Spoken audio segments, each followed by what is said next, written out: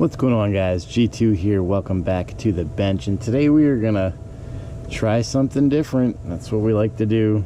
I see something, it inspires me, and I want to do it. So I've always been fascinated with leather work and leather stitching, and honestly I suck at sewing.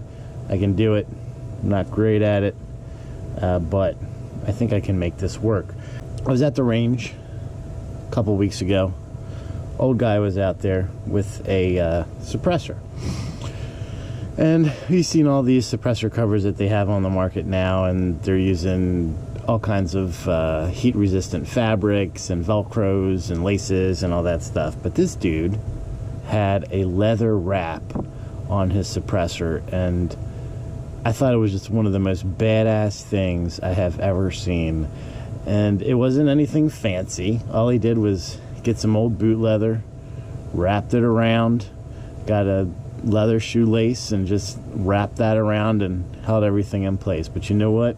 Damned if it didn't do the job. So I want to see, can we make a wrap for, I've got just a practice tube here that we're going to try on, see how it would work.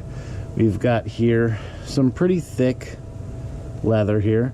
I went ahead and I punched out my stitches. They're basically 1/2 centimeter apart, and I've got my leather needles.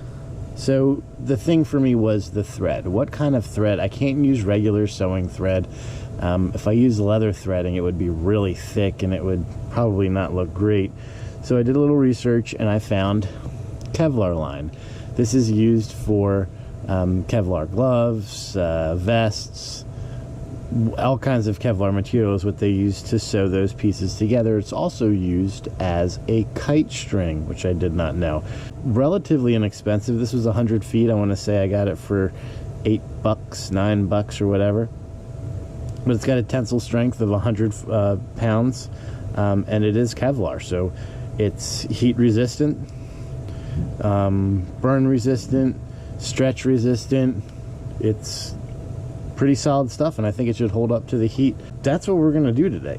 I'm just gonna go ahead, give this a shot, see how it works, and yeah, I practiced here on an old hammer that I've got, a brass hammer. This is my grandfather's. This thing's got to be darn near 60, 70 years old, and I just wrapped. See, don't make fun of my stitching, it sucks, I know, but I just did a wrap, a stitch, and a wrap, and it turned out pretty darn good. I think it feels good, it looks good, and it's repurposed, and it should last another 70 years, no problem. So we're going to try that same principle here. I'm not quite sure what stitch I'm going to use.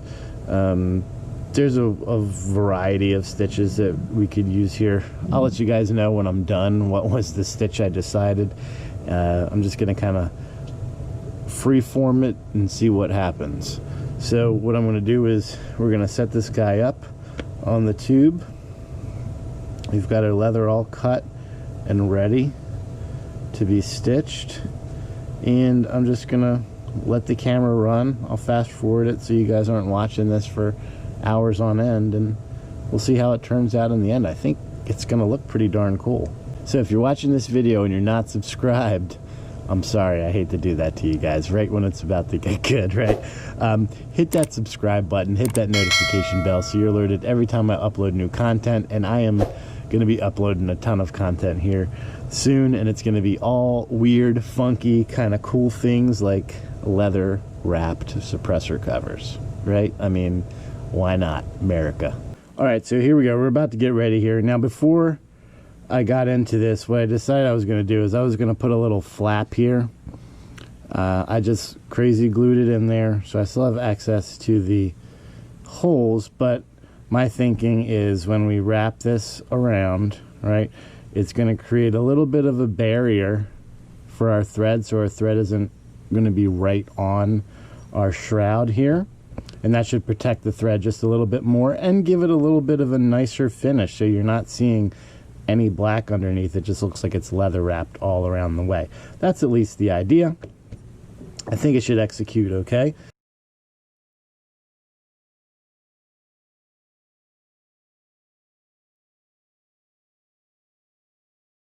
Okay, so this is kind of the stitch that I've ended up with. I got to be honest, I have no idea what kind of stitch this is. So if any of you are stitch experts, you can let me know. But it's nice, it's self-tightening, and this should look pretty damn good by the time we're done. So if you know what this stitch is, let me know. If not, listen, I'm not going to hold it against you. So we're just going to keep on going now that I got the pattern here, and see how it turns out.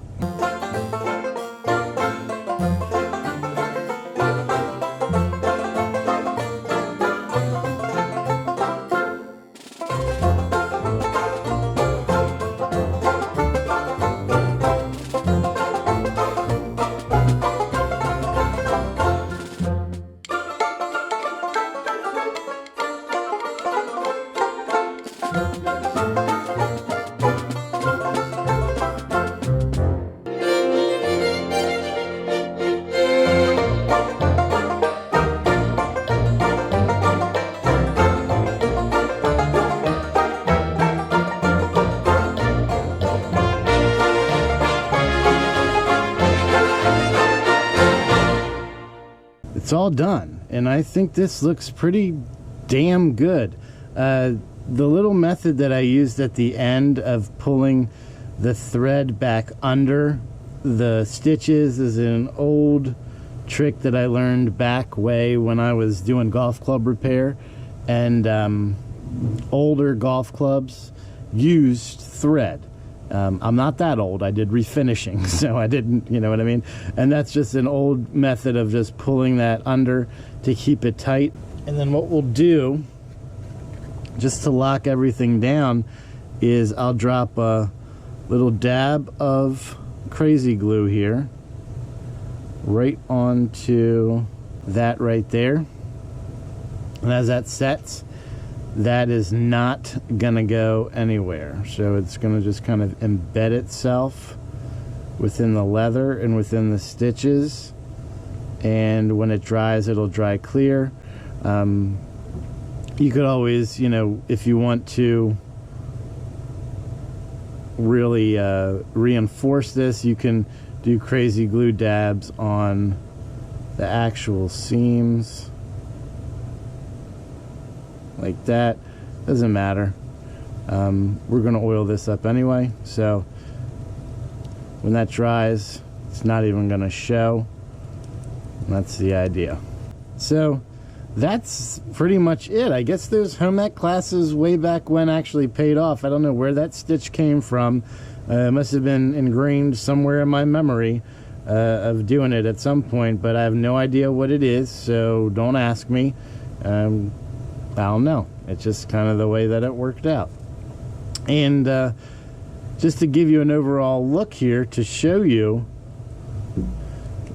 what it will look like. This is what I'm thinking on the AR9. We already have this nice wood accents here on the grip, the handrails, the hand stop. Now we can add a little bit of leather to this, and I think it's got a pretty funky feel to it. I think it looks pretty cool. It's definitely different. The brown matches. So yeah, I'm getting pretty excited for this, and I'm looking around on this and seeing what else can be possibly leather wrapped. Maybe we do a leather wrap on the stock here, which could be pretty interesting as well. So guys, just something a little fun. You know, I'm kind of a tutorial, I guess, but more so a call to action for you guys to be creative, think of different ways to make your rifle yours and unique. The leather wrap definitely looks cool. It's got applications for pistol grips, for foregrips, for scopes. I mean, it's endless. Definitely something different and cool for sure. So let me know what you thought about this. It's something totally different, off the wall. I know this is not typically what we see here, but I love trying new things and seeing how they turned out. And this, to me, it's a no-brainer. It turned out perfect. It looks great. So until next time, make sure that you're practicing safe weapons handling at all times and treating every weapon as if it was loaded. God bless America. G2 out.